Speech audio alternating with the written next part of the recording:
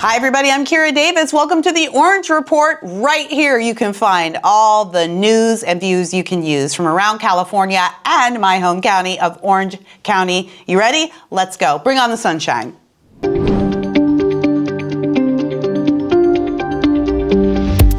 Well, we covered a number of pretty incredible stories this week on Orange Report Live.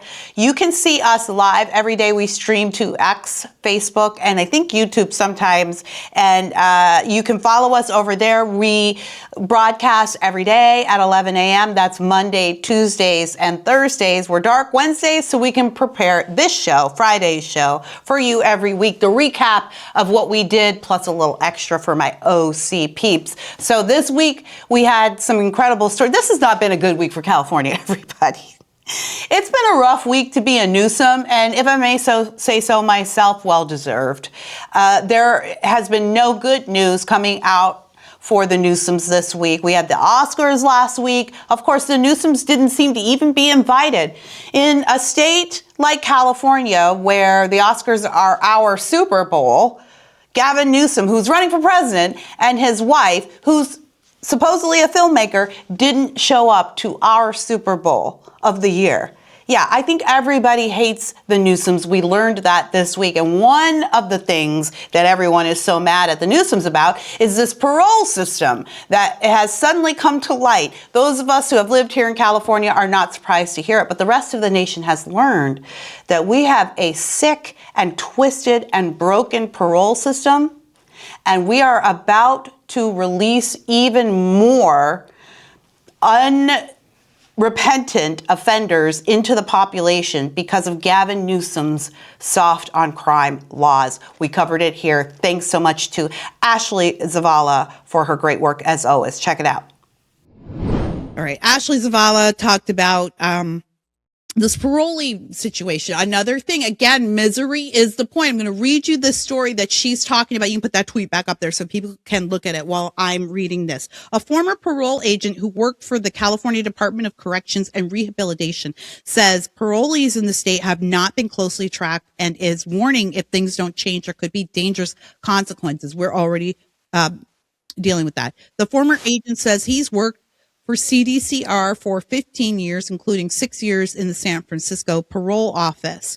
By the way, we're getting ready to parole another crazy guy who raped and murdered people.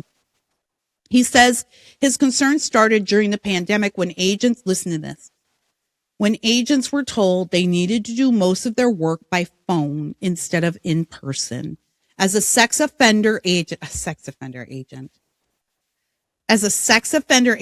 had GPS tracking information so I could see pretty much where they were at any given time. But beyond that, what they were doing at those moments, I have no idea, said the former agent. He spoke to KCRA on the condition of anonymity. He said he was fearful of retribution, but wanted his safety concerns to be made public. Do you understand where we're at? How on earth could a law enforcement official in the United States of America, in Gavin Newsom's California, say he was scared to tell people about a dangerous criminal being released because he didn't want blowback? He was scared to tell people that the citizens of California are at danger because he was scared of, quote, retribution. This is Gavin Newsom's California. Is this what you want, America?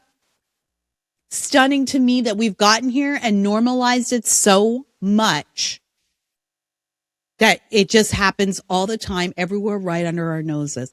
People, none of it's going to stop if you don't start setting standards for your own community right where you are.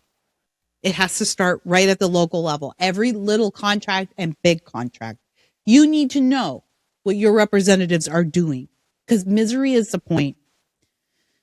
It was literally, are you abiding by the law today? Yes, fantastic, the former agent said. Whatever they told us is exactly what we would put in the system. The former agent said after COVID protocols were lifted, agents did return to the field, but he said there was a directive to not make arrests or do other police work that would be generally involved with the public.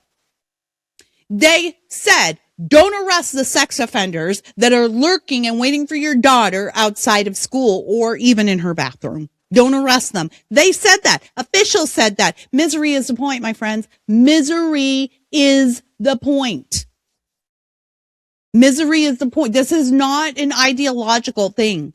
This is war. This is why I keep telling people, stop acting like we can just go back to a time when we had good political conversations, and don't tell me about we can't do this, Kira, because what if the left does that? They'll use it against us. It's too late. We tried to do it that way for years and years, and it's too late. Pretty disturbing. Thank you, as always, to Ashley Zavala. I'm sorry, I always have trouble saying the name fluently. They're both beautiful names. Ashley Zavala, she's a pro. If you don't follow her, you must. One of the greats in California. Keep an eye on this story. And then, of course, another story that we were following, we were keeping up with Katrina Foley, our Orange County Board of Supervisors representatives in District 5. We talked about some questionable contracts that she's making with a local chamber of commerce here in South Orange County. We asked what is happening to our tax dollars and why can't she seem to account for them. So I had a little to talk about on Monday's show about why the little fraud matters and why Katrina Foley matters and why you should pay attention.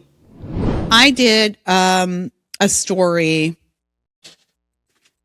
on Friday's show. I do Orange County politics usually at the end of the show. We cover Orange County. Orange County is important to you because it's important to America. We're a border county. We're having the Olympics here, some of them, and we're the last red jewel in California.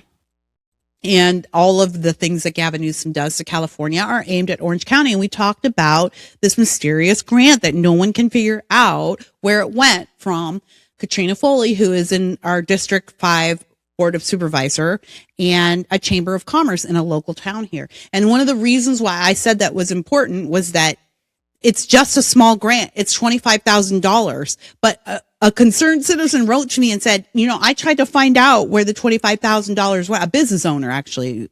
I tried to find out where the $25,000 went, and I didn't know. I couldn't find out. I asked my supervisor. I asked the chamber.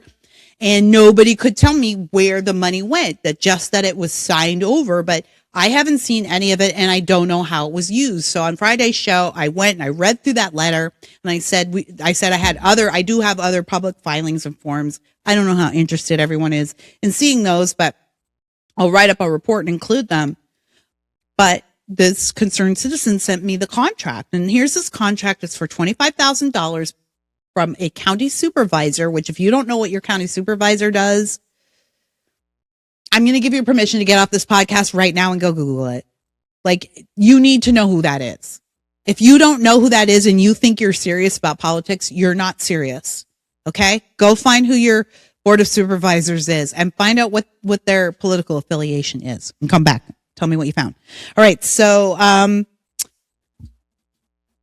This agreement says that it begins on, it ends on June 30th, 2026. So we're coming up on it. The county will issue a one-time contribution to the grantee, $25,000 within 10 business days of this agreement. The grantee must utilize the grant amount in accordance with all applicable federal, state, and local laws and regulations.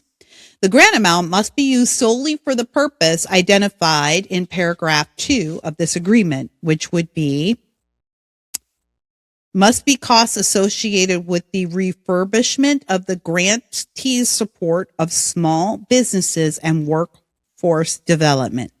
That's what it says it's supposed to be used for. Okay.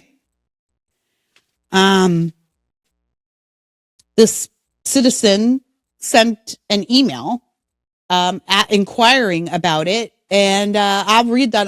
You know what? I'll save those because we're running out of time today. So I'll read those on Friday's show because Friday I like to loop back all of what we did through the week and then add some more local stuff for the Orange County crowd. So Orange County on Friday, I'll read some of the responses, but they didn't get any. The chamber said, well, the chamber's response was basically, we used it for stuff that the chamber uses this kind of stuff for, supporting businesses and stuff like that. But there were no itemized receipts that I have been made aware of yet. No one sent those to me Furthermore, this supervisor, Katrina Foley, has no itemized receipts also, and that's your money, but she can't tell you where it went. Here's why this story matters. It doesn't matter to you if you're not from Orange County, but it matters to you regardless, because this is how we got to needing a Doge in Washington, D.C. I think we're going to find out that almost our entire budget is fake. Almost the entire national budget is fake. How did we get here? You're the first line of defense, my friends. It's right here, right on the front lines, right where you are. The thing is that national politicians come from somewhere, don't they? They come from you. They come from your hometown. They come from your suburb. They come from your city. That's where they start. They start on your school board, your city council, your board of supervisors. They run for governor, state office. And then maybe some of them are like, it's my dream to be in Congress. I'm going to go to Congress, or I'm going to run for president. Those people all come from where you are. Who are we sending there? Folks,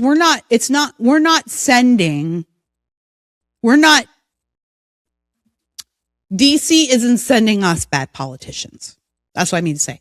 We're sending them bad politicians because we are not requiring accountability on our own doorstep. So when they think they can get away with it here, they definitely know they can get away from it there, where you definitely don't see them. You don't know what they do day to day. You don't know what their records are. Here in Orange County, I know people who know my district supervisor, right? We gossip about each other. People gossip about me in the neighborhood, right? Like, we're a neighborhood. We're a city, we're an area, we're a region, and people know people. And rumors go and gossip goes, and that's how you kind of get information. You start hearing about stuff. If you don't stop it right where you are, if you don't pay attention right where you are the problem. Do you understand? How is Trump going to deport 30 million people in 3 years? He's not. You're going to do it. You're going to start right where you are by calling the authorities on companies that use mass illegal labor. And you know who those companies are. You're going to do it. You're going to do it by telling the truth at your school board meetings, no matter what it costs. That's how you're going to change that. You're going to change the swamp by refusing to send unaccountable narcissists to the swamp and then being confused as to why they would become swampy once they get there. This is our fault. It's your fault. It's my fault. Americans, our battle, our line is on the front line at home. The government closest to you is the most important. Who cares about Katrina Foley? You don't even know her name. You're never going to have to vote for her. But she has a lot of power over my life and my son's life and my neighborhood's life. My friend who owns a business. She has a lot of power over the pesticides that are currently running through San Juan Creek and being ingested by our teenagers who swim and train at the beach. She has a lot of power over that. And you have one of her in your area. And yeah, okay, it's nice. She gave a Chamber of Commerce $25,000 to do business. But if you don't, for yourself, find out what happened to that $25,000 and if it indeed was used to support you, you're part of the problem. Because guess what? Now she gets to go, I gave small businesses $25,000 when she runs for governor or state assembly or whatever, wherever she's moving on to from here. And there's no one to hold accountable what she did with your money. That's $25,000 of your money. If I gave you, Orange County, $25,000 right now, and I told you, use this to support a business, what's one thing you would do with it? A business, any business, and pick something. What would you do? And could you give me a receipt for it? If you don't know what's going on where you are right now, you're part of the problem. Donald Trump didn't close your schools, your governor and your mayor did. Okay? So we're going to be keeping an eye on Katrina Foley because there are some other things that are coming out. And next week, we're going to dig in a little bit more into this contract. Before we move on, we're going to talk a little bit more about the Orange County Board of Supervisors at the end of the show. My friend Mike Wallace, who is running in District 2, had a couple of interesting reports that I want to share with you. But while I was back-checking Mike's reporting, I found a statement from Katrina Foley, and it was on the pay raise that the Orange County Board of Supervisors quietly voted themselves. And many of you might not know that, but while we're worrying about our taxes and how we're going to pay our insurance, they quietly voted for a pay raise for themselves. What I didn't know is that Katrina Foley had actually voted against it. And I thought, wow, well, that's good. That's something to be thankful for, and I think she should be commended for that. So I went to look at her statement. And this is what it says. She says, with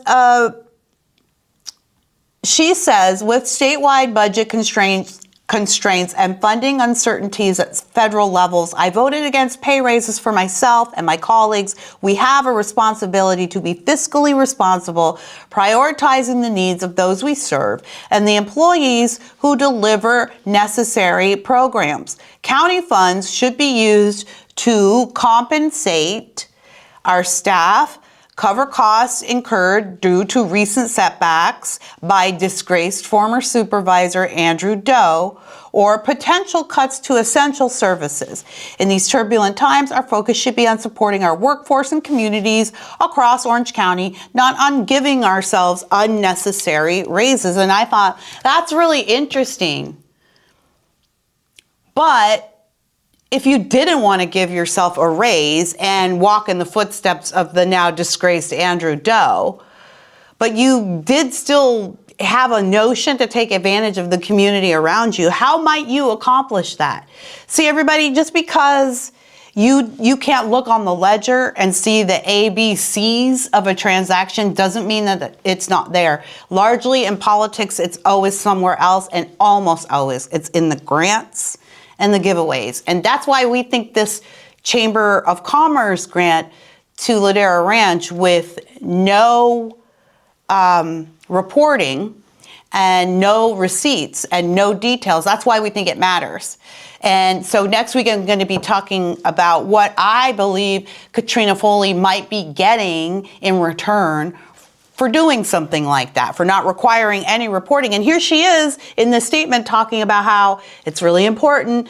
Everyone needs to be held accountable. We have to prioritize. But when we approach and other people approach her office to ask for accountability of this $25,000, there was none. So it always you always should ask the question, why would a politician like that want to be accountable in a place like this, for instance, not accepting the pay raise, which really I think goes against her Democrat values. So you got to ask yourself, why wouldn't she? There's probably another reason, but maybe I'm wrong. Maybe she's just a good person and I've got it wrong. Vote for Diane Dixon. All right, let's move on. Well, it was all Newsoms all the time this week in California and here on the Orange Report as well. What can we do? They just keep giving us the fodder. What can we do but report on it? And I have to say, before I go on, I just want to say I am so pleased. I am so tickled pink to see the Newsoms finally getting the national attention they deserve. And this is the national attention they deserve. And I think it's astounding to watch their reaction to all of this because you can tell that it's completely unexpected. They're floundering. They don't know what to do. They have never faced any challenges inside of the state because of our sycophant media and because of the stranglehold Democrats have on our legislature and maybe even foreign interests have on people like the Newsoms. They don't get a lot of bad press here, but now that their deeds are being seen outside of the state, it's really hard to ignore. And it's not just hard to ignore, it's ridiculous. Of course, we all know it's ridiculous. It's been ridiculous here for many years. We've been screaming about it, and every time we talk about it or shout about it, someone from the outside goes, well, that's what you get for voting for that. You guys have been voting for that. Stop voting for that. You guys deserve what you get. And I'm here to tell you, and frankly, ladies and gentlemen, so is a young man named Nick Shirley. I don't think we are voting for this. I don't think we are. I don't even think the Democrat idiots are voting for it. I really do not. And Nick Shirley came to town this week to prove it. And he has been all up and down the state, but particularly here in Southern California, he found some pretty disturbing allegations. And our own governor had a very interesting response on social media to Nick Shirley's investigations. And keep in mind, as you watch this next segment, that Nick has so far uncovered, just in Southern California alone, $170 million of fraud. Ask yourself what you would do with $170 million for your community, your county, or whatever your favorite government program is. Ask yourself and watch this. Let's start with what's been going on with Nick Shirley here in California. We've been waiting. If you guys don't follow Amy Reichart on X, she is the San Diego reporter, and she was doing a lot of work with Nick while he was here, particularly in the Southland. And Amy's one of the best. Amy is one of the best. If you're not following her, you're missing a lot of good California news. She went all over with Nick Shirley. They hunted down a lot of fraud. He's found up to $170 million in one investigation here in California. So here's what I'm going to do. Let's go ahead and play this clip. Number 3, Scott. Play this clip from X. It's just about 2 minutes running down the report, and then we'll get into the crash out. It's. Yeah, I was like, I wasn't there. Go ahead. Here is Hayden Sarah Family Childcare. This is a daycare right here. Apparently, they have 14 children enrolled. Tell us a little bit more about this daycare right here. We're in the middle of the hills here in San Diego. So, according to state records, when inspectors arrived here, there were 14 kids enrolled, but 0 present. And then this place was also cited for having missing children's records and also not having a facility roster. It's kind of weird that there's this daycare in the middle of a neighborhood. Hello. I was naked, okay? But they found a daycare here in Southern California, in San Diego, and there were 14 children registered to there. They had, I think, taken about $12 million in funding, and not a single child there. Do you see it? Yeah, I don't know why the video is not popping up in the live feed. Like, I can see it with my own eyes, but for some reason it's not coming through the feed. That's fine. $170 million total. Okay, so Nick went to San Diego with Amy. He did some stops here in Orange County. Thank you, Nick, with Urson Russell, who is also running for state assembly. He did some stuff up north, and in LA in particular, he ran into a lot of the Armenian daycare and hospice centers that are in LA. A lot of people don't know this, but the Armenian community is mobbed up in LA.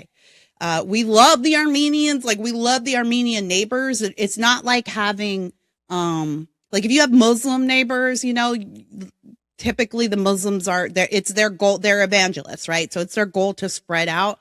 Armenian neighbors, a lot of them are fairly conservative, not all of them, but they still do come from a culture that is not American. There is an Armenian mob in LA, and it's pretty nasty. A lot of them are in Glendale. Glendale has a big Armenian mob. So Nick you be careful out there, okay? These are not just people who are stealing money. These are people who are parts of huge networks. I did notice that everywhere Nick goes, these are foreigners. These are foreigners. These are foreigners. Everywhere he goes, it's foreigners. Now, Gavin Newsom and the mainstream press have been out there complaining about Nick Shirley, digging for fraud, which should tell you a lot, but they're complaining about it. And they're saying, that Nick's a bigot and a racist because all these people are foreigners. Well, he's just following where the state data leads. He's only getting the data from the state. Again, you don't have to depend on Nick. You can go to Amy Reichart's feed, and she does the same thing right where she is in San Diego. We already know this stuff about him, but his team does not. So they'll post stuff willy-nilly and he'll end up looking stupid. He's too stupid to fire them yet. I mean, I'm not complaining. I'm really not. Like, go for it. I'm enjoying it. All right, let's show number one, clip one here. This is Gavin Newsom's response to the Nick Shirley investigation. And here's what he's saying. That if you're just listening, it's Gavin Newsom's press account, and there is a picture of a creepy guy. AI clearly did this. A creepy guy that's supposed to look like Nick Shirley. He's covered in cameras. He's got a creepy white face, and he's staring into a classroom, and he's saying, "Hey, can I see your kids?" And they think that's funny. They think that's funny. And show us how Nick responded, because that's the real money right there. Nick's response. Can you see Nick Shirley's response on this? Yeah. Scroll down until you see it. Right there. Keep going. There it is. You do realize this response has 200,000 likes on it. You do realize I'm trying to help America eliminate fraud and waste, right? No need to try and make me look like the bad guy for exposing fraud. People are over it. Start working for the people and not against them. And thank you. Yes, Nick. Yes. And thank you for calling that out. Absolutely. Everybody's so reactive. I'm talking to you lefties now. Everyone's so reactive. You're not stopping to think about what you're reading. You're not stopping to think about what you're seeing. What is it exactly that you don't like about what Nick is doing? He's digging up fraud and waste. Why would a governor of a state accuse a reporter of being creepy for investigating fraud and waste in his state? Wouldn't the governor want to know those things? I can tell already a lot of you are shaking your head because you're saying, no, the governor's in on those things. I don't know. We're just asking questions here. But, if your reaction to a young man, I mean, Nick Shirley he's nowhere near Gavin's age. He's a young man. Just a young guy with a camera and a passion for information. To accuse a young man of being creepy because he doesn't think that anybody should get state taxpayer dollars to run a daycare that doesn't have kids, and to call him creepy. Yeah, I think the problem is you. I think the problem is you guys. It was such a bizarre overreaction, but it's actually still going on. I suggest you follow all Newsom's account, California governor, his press account, and his personal account, Gavin Newsom. Now, if you reply to the California governor account or the press account, you're going to get suppressed. I'm not quite sure who they have on the inside at X.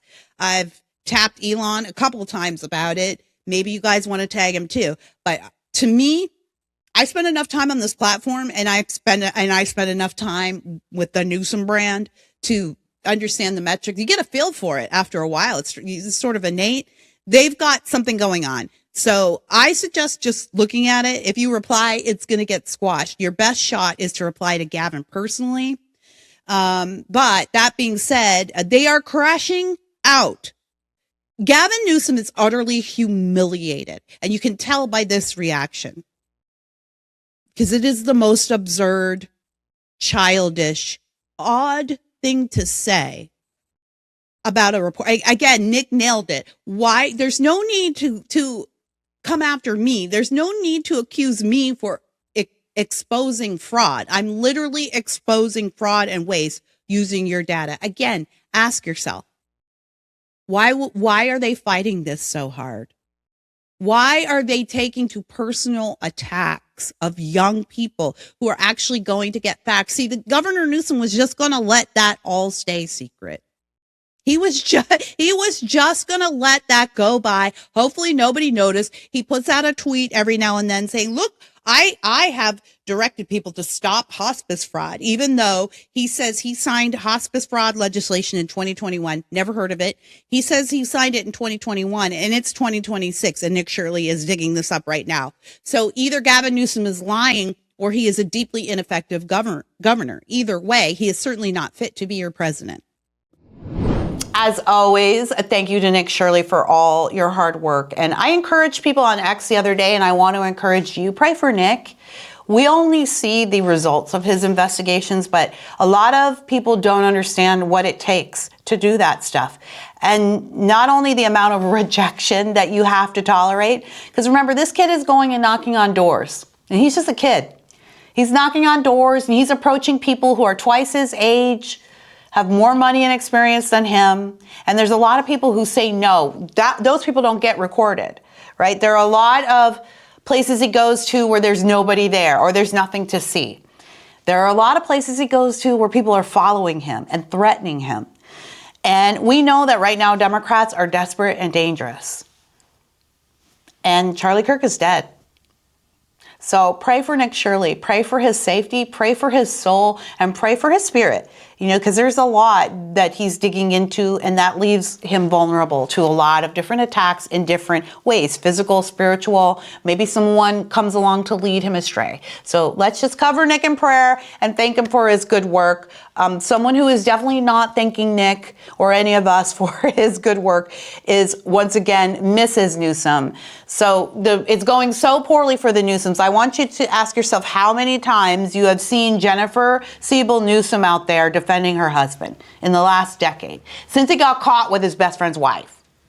We really don't see and hear a whole lot from her. Sometimes she shows up, to cut a ribbon but lately we've been seeing a lot more of her, right? They got their little profile, their fluffy profile in Vogue, and I think she was in Mary Claire. She was holding a chicken. So it's clear that Jennifer is not ready to give up the dream of the White House any more than Gavin is, even though they are both completely collapsing. This campaign has collapsed before it's even begun. And as always, the Newsoms are 5 steps behind, right? We're already at the bridge to nowhere, folks. If you haven't heard about the bridge to nowhere, make sure that you are signed up for justkiradavis.com. Go to justkiradavis.com and subscribe there, and you'll see that story. So we're already 3 crises ahead of the Newsoms. They're so far behind that she's actually still worried about Trump making fun of Gavin's dyslexia. We've not seen any proof, by the way, that he has dyslexia. We haven't seen a single diagnosis, heard from a single medical professional in his life. And in fact, in his book, he even admits it's just something his mom told him. So we don't even know if he really has dyslexia. But Jen is getting antsy and desperate, and she doesn't want you to think about her relationship with Harvey Weinstein. So she decided to crank at Trump for a little bit about his mean bullying. Here she is. Jennifer Siebel Newsom worrying about the bullies. Let's hear what she has to say. I just witnessed Donald Trump's comments about learning disabilities and my husband, Gavin Newsom, and I honestly had to take a beat. Suggesting that someone with dyslexia, or any learning difference for that matter, is somehow less capable of leading or achieving is extremely ignorant and offensive.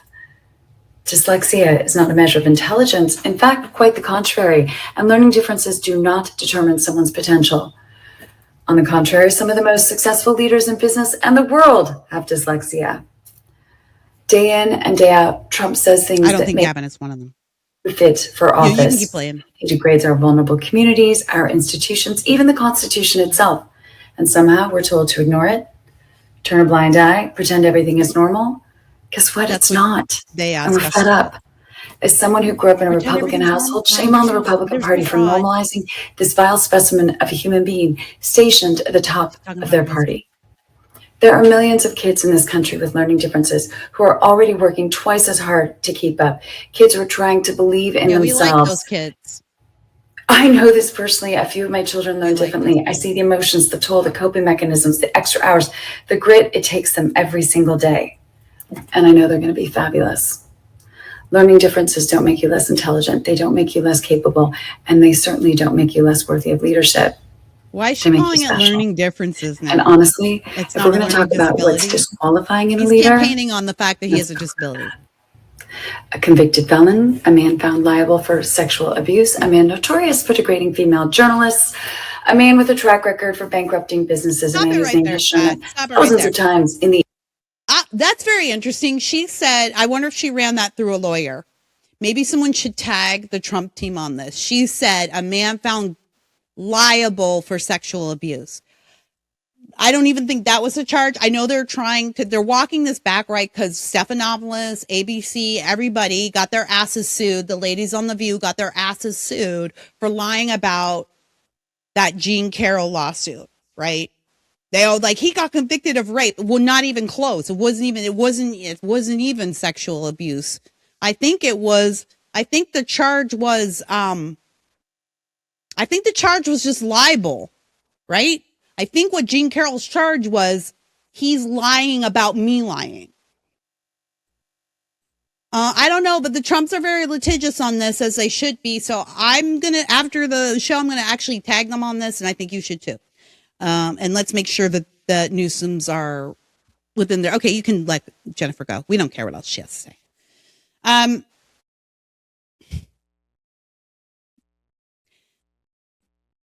What lane are we in here, Mr. and Mrs. Newsom? What direction do you want to go with this? Let us know. Is Gavin oppressed because he has a learning disability? Because this is what he's campaigning on. He tried the I ate Kraft mac and cheese thing, right? Didn't work. Even black folks called him out. Even the black men he said that to called him out to his face. All right. So that was embarrassing for him. And he was clearly embarrassed too in the moment. So that's not true. He said his dad didn't buy him a car. His dad promised a car and then didn't buy him a car. That he tried to run on that as being oppressed for a minute. And then we found out that his dad eventually did buy him a car. He wrote it in the book. His dad did buy me a car, but it was a used car. He didn't say that the used car was a Porsche. So he tried to run on that. He can't run on that. He's not black.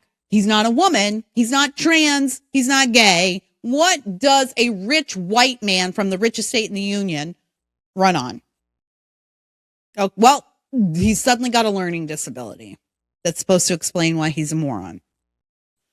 But he doesn't even call it a learning disability, because I think if you call it a learning disability, then you're going to need some more records to back that up. And somehow no one can find Gavin's records on dyslexia.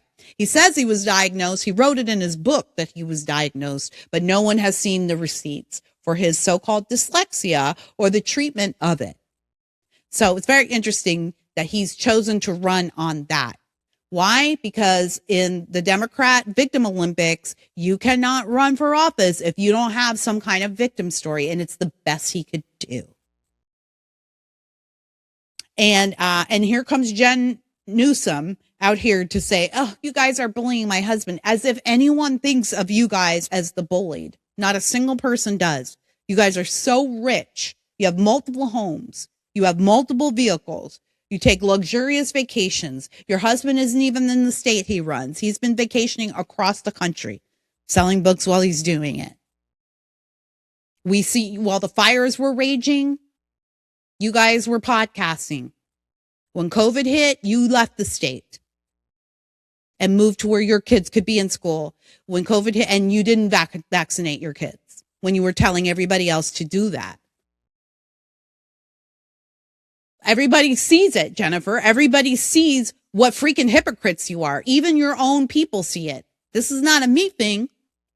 Even Democrats see it. And that's why you had to go out and make this ridiculous video. You should be embarrassed. We all know what you did with Harvey Weinstein. We all know.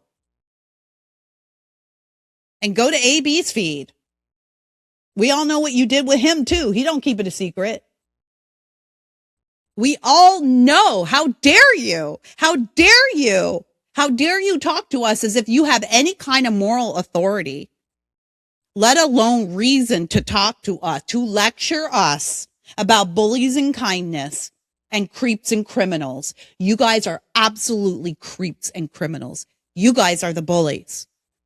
See, while Jennifer and her husband were telling you to close your business down or because you're going to kill your grandmother, while they made you see your grandma from behind a plastic sheet at the nursing home, while they fined you for daring to do business when they wanted you to be closed, while they kept your kids out of school, while they scolded you for holding family holiday gatherings during COVID. And while they let millions of illegals stream over the border of California alone, unvetted and unvaccinated, while they force you to get an experimental vaccination or risk losing your job or bank account or social media account, while they were doing all of that, they were also dining at the French Laundry, $10,000 a plate. And Gavin's restaurants and wineries were open. We saw it, Jen. We remember it. It wasn't long ago enough for the mainstream media to bury it, and the mainstream media doesn't have power anymore. It's us. So you can spare me your lecture, your fake sort of woman of the people look in a closet. Try to find the most low-key place in your house to make a video like that. In your mansion. You people are disgusting.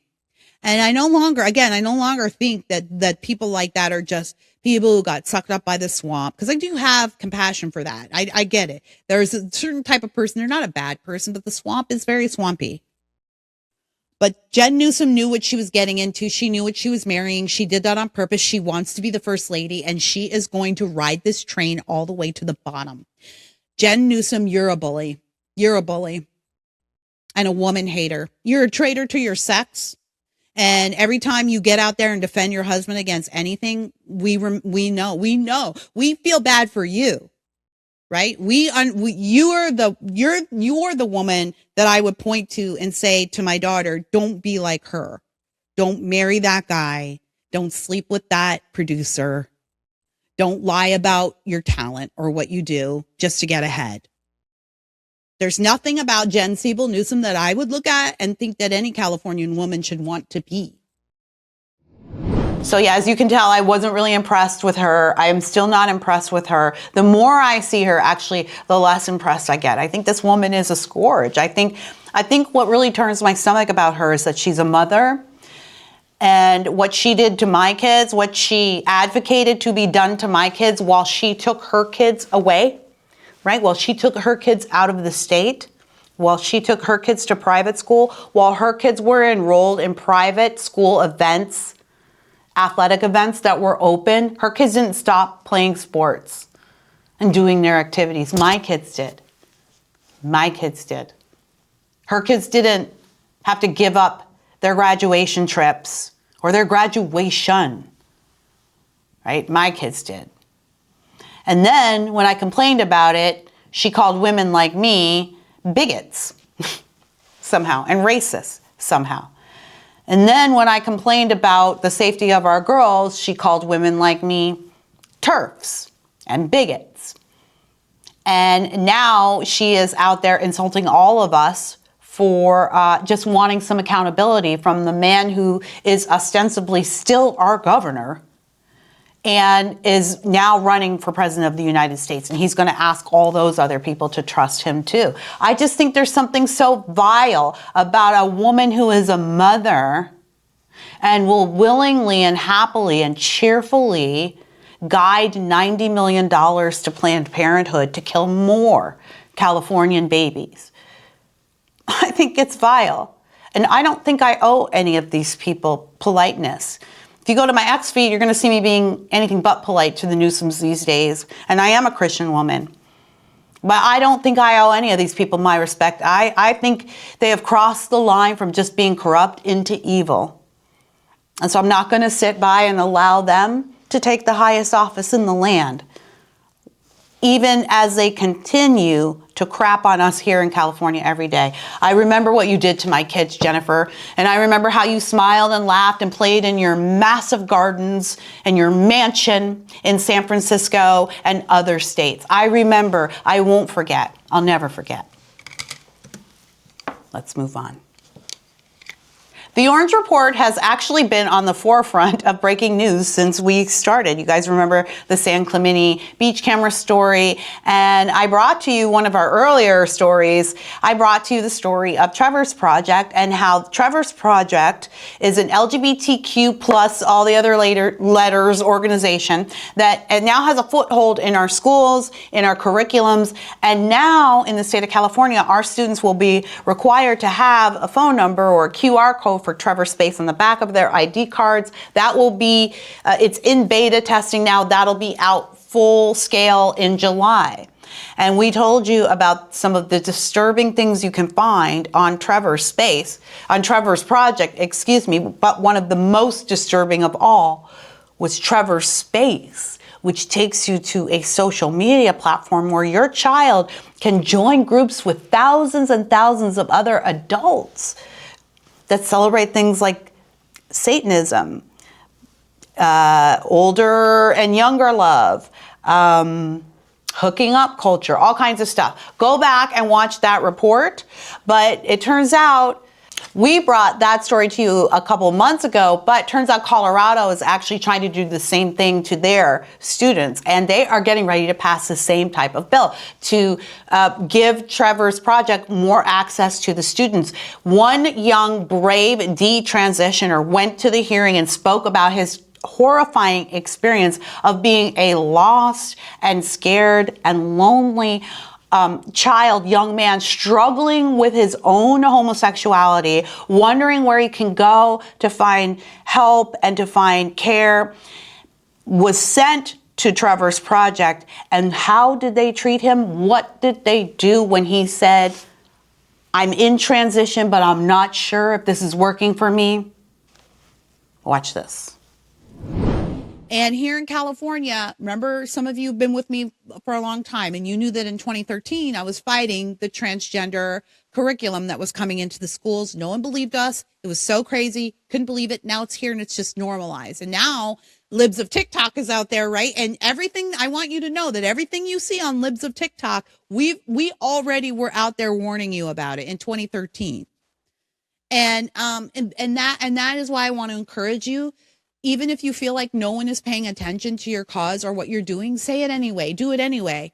You know, we're glad. I'm not jealous or upset of Libs of TikTok. We're glad for that. The California Post is reporting on stuff that independent reporters have already been reporting on here in California for decades. But that's fine. Thank you, California Post. Sometimes you need the amplification. It's worth it if you do the work, even if you're not getting the credit, even if you're not getting the accolades, you go on record, because someday someone who does have the credit and the accolades will find that and use it to take it to the next level. And you can get a lot done when you don't care about the credit. So let's talk about this Trevor's Project thing. Trevor's Project is a LGBTQ organization. You can look it up. I'm not going to explain it all to you. That's all you need to know for kids. And they had their, it's an NGO. It's an NGO. Okay. It's a charity. It's publicly funded. This literally is fake and gay. Literally. Because Trevor's Project is based on the story of a young man. Was it Montana? Many years now, 30 years ago now, 25 years ago. It was a big deal at the time. He's a young gay man, and he ran in. The story is he was kidnapped or taken by these two redneck guys who beat him up because he was gay and, you know, dumped his body. It was a brutal murder. Like, nobody was innocent here, but it was a brutal murder. But it turns out that's not what it was. Everybody was gay and on drugs. And when the drug deal went bad, the gay perverts beat up the other gay pervert. That's what that was. So a fake story has now become this legend, and now it gets millions and millions of your tax dollars. And again, you don't have to believe me. You can simply look it up. And you can look it up from the left. It's left. There's a New York Times reporter who got canceled 2 years ago for writing about the Trevor Project. And he went to research the real story and came up with the real details and printed them and was fired. So this is we've covered it here on the Orange Report. You can go back and listen to, I think it's episode 2 or 3. You can go back and listen to it. Now in California, Trevor's Project, they put the number of that on the back of all our student IDs now. in California. And a student can call that number and get directed to a personal counselor who will talk to your kid about their sexuality and their sexual feelings and their romantic feelings and their gender identity. And you won't know. You won't know because that number is on the back of your child's ID card right now, and they have access to it right now. And a matter of fact, if you have a child 7 through 12, flip over the ID. If there's a QR code, follow it, and then follow it to Trevor's Space, which is the social media side of Trevor's project. That offers the kids all kinds of chat rooms that they can go to where they can meet with other people in the gender spectrum community. And we covered it. No lie. I have all the documentation, all the screenshots. By the way, the first thing you see when you log into Trevor's Project is a pop-up that tells you how to quickly exit out of Trevor's Project if your parents walk into the room. And then some of the chat rooms that are on Trevor's Space are things like there's a Satanist cult on there. And I mean, it's got like 1,000 members to it. There's the chosen family. That's the one you should be most disturbed about. This is the narrative coming through the public schools. Your family doesn't understand you. Our California Healthy Kids Survey sets up kids to be narcs on their family, to spy on their family. Ask them like, do your mom and dad support you? Do you feel supported? They set up your family as enemies. And this family, the LGBTQ family, that's your family. Chosen family. There's one for boys meeting boys, girls meeting girls. Sapphic love. Sapphic is a lesbian relationship between an older woman and a younger woman. And there's a spiritual aspect to it as well for kids. And the number to that is on the back of your California child's ID right now. So they're debating the same law in Colorado. And a young detransitioner, a young man, and this is the other thing that is so vile. This is a young man who was just gay, just struggling with that. And that has his own set of things, by the way. I don't think that's the natural state for anyone. But that's not the worst thing in the world. Do you know what I mean? It's definitely not something you should cut off a boy's penis for. And he was speaking on behalf of detransitioners like himself and saying Trevor's Project is scary. Don't do this. I want to play his testimony. Go ahead and play that. On behalf of Cause, I oppose AB 1540. My name is Johnny Skinner. I was a gay kid who was harmed by LGBT-specific suicide prevention. As a teenager, I was on puberty blockers and estrogen. My physical development was arrested. I was isolated and bullied because my body stayed that of a child's. I was having thoughts of suicide because I didn't like anything about my body. My hatred of my body significantly worsened after I started sex-rejecting interventions. The doctors told me I was supposed to be a girl, so I viewed my male body as defective. I was in crisis, so I called the Trevor Project because that's what LGBT influencers online told me that's who you call. They were very nice at first, very affirming, but when I started talking about what was actually wrong, the side effects, the hormones, the blockers, my depression, they got very quiet, and then they hung up on me, a suicidal child. The world caved in and I cried myself to sleep that night. AB 1540 would route kids like me, kids in crisis, directly to organizations like the Trevor Project, an organization that believes children can be born wrong, an organization that doesn't want to hear about the harms of so-called gender-affirming care. In fact, they deny the harms even exist. I know what it is to be a lonely gay kid reaching out in the dark for someone to help. That kid deserves real help and holistic care. That kid deserves to be told the truth, not an ideology. Don't send the next kid to the people who abandoned me. Please vote no on AB 1540.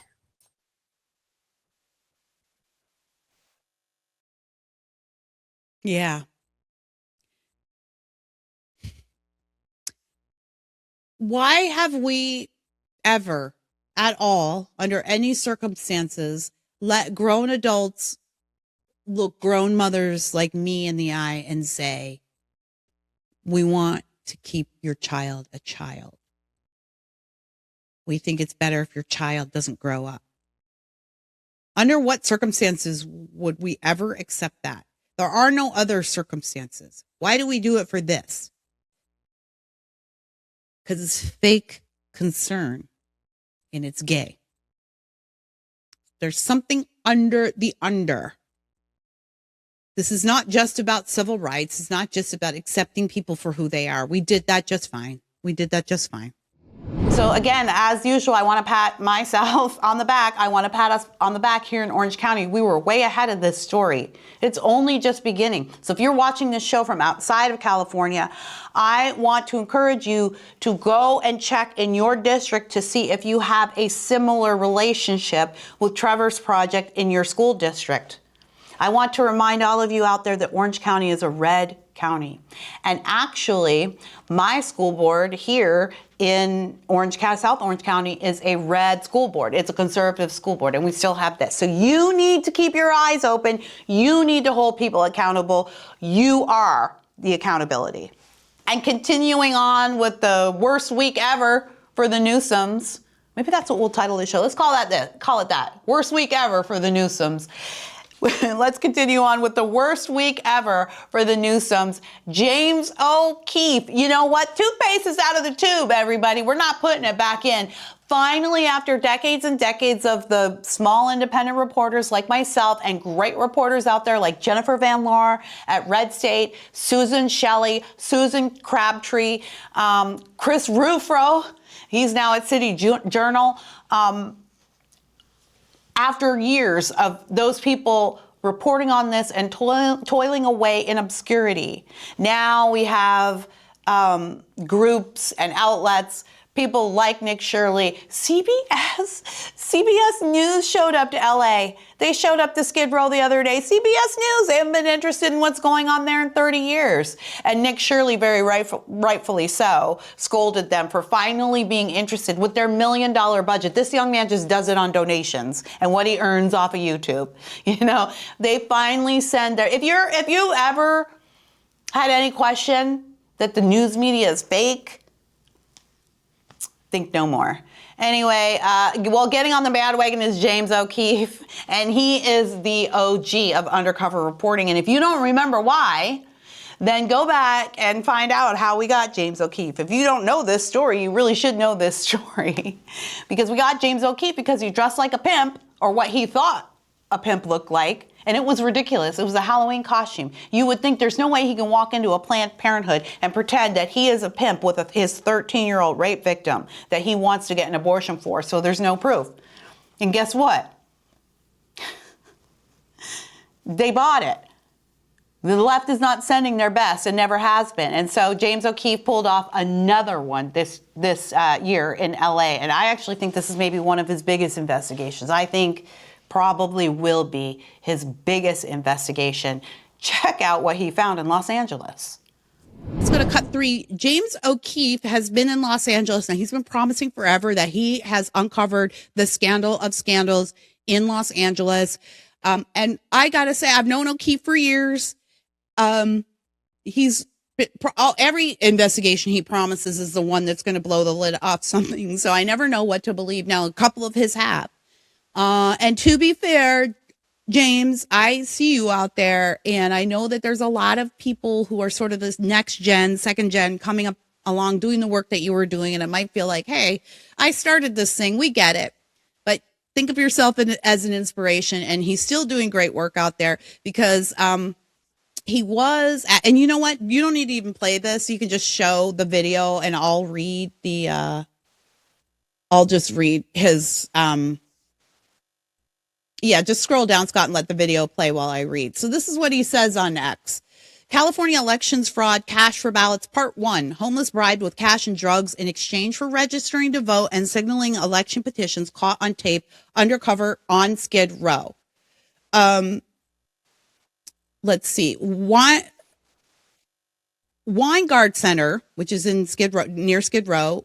And let me explain that Skid Row in LA. When I first moved to California almost 20 years ago, Skid Row was about 5 to 6 city blocks. It now covers 25 city blocks. And we haven't increased our homeless budget by hundreds of billions of dollars since I moved here.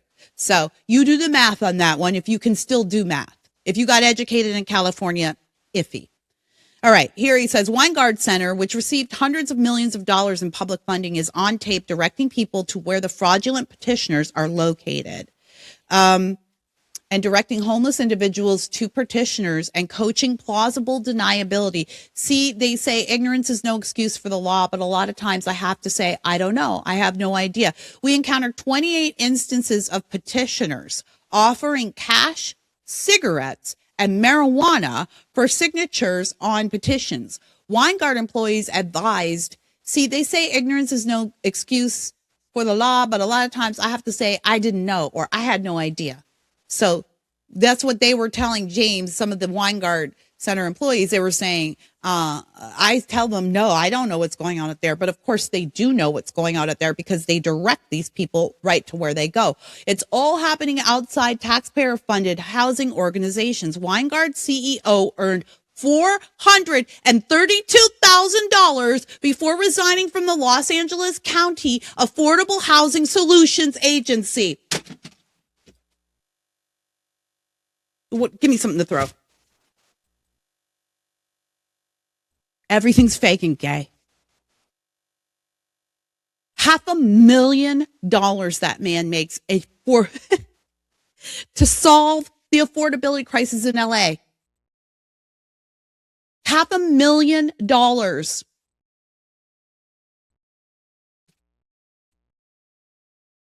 James O'Keefe and the OMG team went undercover on Skid Row, posing as homeless individuals on cameras. Petitioners admitted they are paid $7 to $10 per signature, sometimes earning $1,000 or more a day.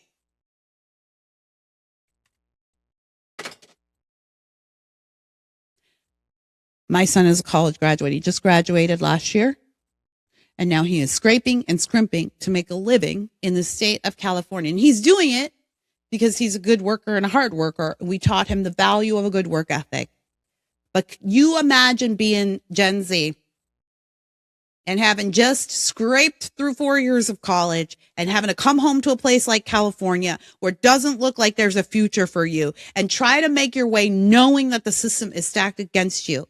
And you read something like this, that his tax dollars that he's working for literally right now, this second, are going to go to a man in LA who gets paid $500,000 a year to make sure that Angelenos can have affordable housing.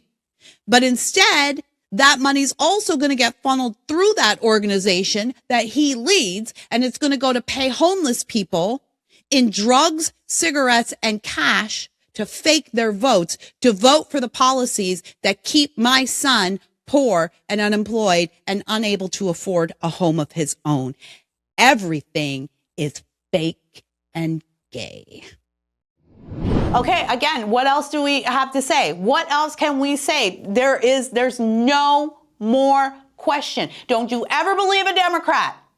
Don't you ever believe anybody in your family or any of your friends or any idiot on Facebook who tries to tell you there's no voter fraud, there's no such thing. Oh, that's isolated. No, people, we are not, Californians are not voting for this. Look around.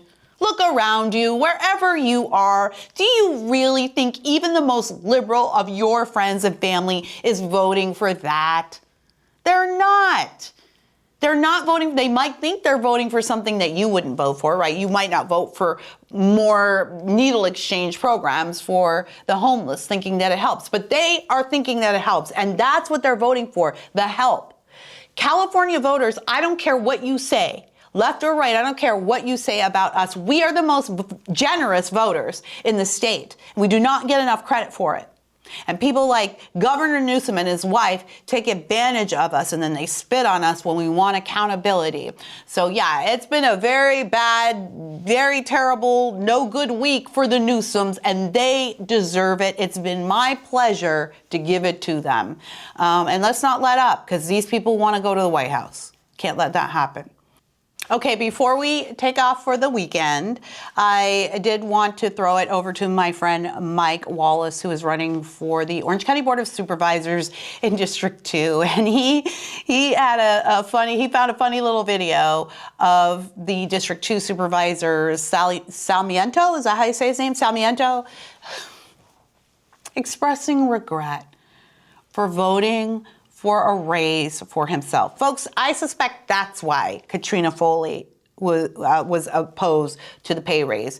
Someone gave her a tip, or she knew that was going to blow back on them at that time. And now here he is having to, he already has a raise, everybody. I mean, it's in his pocket, it's in his bank account. But now, after he quietly votes for the raise, and after it looks like maybe his seat isn't so safe, suddenly he might be a little bit regretful of the raise. Take it away. With the benefit of time and reflection, there are very few votes that I've regretted in my career as an elected official. This is one of them. If we move forward with an ordinance to decrease the board's salary, we would potentially invite a lawsuit, more than likely invite a lawsuit which we would likely lose due to the precedent set in the Olson case. While we may not be able to undo the decision retroactively today, we can take some steps that will ensure greater transparency and accountability moving forward. Sure sounds like a typical politician every time he talks. Let's let him continue. So in final look here, I can't change the vote I took. It would obviously be very, very difficult to accomplish that, but I can be transparent about the thoughts that I've had since that vote was taken to address it and ensure that future changes are handled with greater openness and accountability. Now, according to Voice of OC, Sarmiento and Chafee donated the extra money from their salaries to local charities. The board issued a response rejecting and disagreeing with the grand jury's report by voting 3-1-1, with Sarmiento abstaining. Seems like public trust in Orange County supervisors is getting worse with every meeting. Vote Wallace for District 2. Well, thank you so much to Mike Wallace. You should go follow him on Instagram. He has a YouTube page, but I think Instagram's probably the best place to follow him. And thank you to everybody out there who is an independent journalist and who is fighting to bring accountability right down to their local level. It is not the sexiest work. You know, a lot of us aren't going to end up having a feature on Fox News or anything like that. But it's the work that matters, because the corruption at the top doesn't start without the corruption at the bottom first. It's a bottom-up operation. So you actually matter the most. Your work matters the most. Thank you for supporting our work here. Please continue to do so. Follow us everywhere. You'll see all the information up there on the screen. Keep an eye on us for more dates. We'll be out and about the community. If you have a story that you think we should be covering locally here in Orange County or in the state of California, hit us up. Hit me up. Hit me up on any of the platforms. I love to get leads on stories, and especially if you've already been doing some work on the story, yeah, I definitely want to hear from you. Give us a, I was going to say give us a ring, but does that even mean anything anymore? Do phones ring anymore? The only phones I ever hear ringing are in the movie theater when I'm trying to watch a movie. But I guess I'll see you guys next time. I'm Kira Davis. This has been the Orange Report. Until we meet again, remember, sunlight is the best disinfectant. So bring on the sunshine.